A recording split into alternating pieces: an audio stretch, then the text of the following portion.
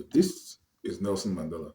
Nelson Mandela can easily be said to be Africa's most popular son, but he's not going to make my Africa's top 5 greatest leaders of the last century. There are two main reasons why he will not make Africa's top 5 greatest leaders of the last century. The first being that Nelson Mandela was part of a team. The South African struggle for the end to apartheid was chiefly achieved by the ANC, along with other parties, the PSC, the Inkatha party, and so on. There were so many players in that struggle that we cannot attribute to Nelson Mandela the whole success. Do not forget, whilst he was in prison for 27 years, there were so many players who kept that fire burning. I do not think that Nelson Mandela would have become the Nelson Mandela that we got to know without the likes of Oliver Tambo, Walter Sisulu, and also the activities of some other non-ANC party players like Steve Biko, Chris Hani, even Winnie Mandela. And when he was in prison, he was not like you have the mafia dons who will be in prison and still be, calling out the shots and all that. He wasn't calling out the shots. The person calling out the shots whilst he was in prison was Oliver Tambo. He kept ANC operating from exile. There were people who were jailed. Many people were jailed, including Winnie Mandela.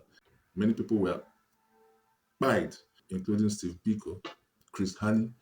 Many people were exiled.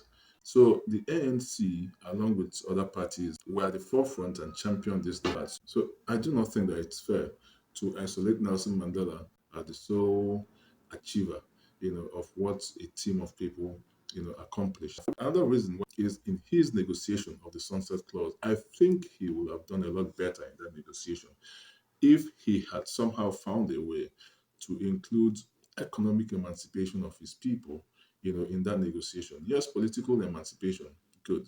But what is political emancipation without economic emancipation?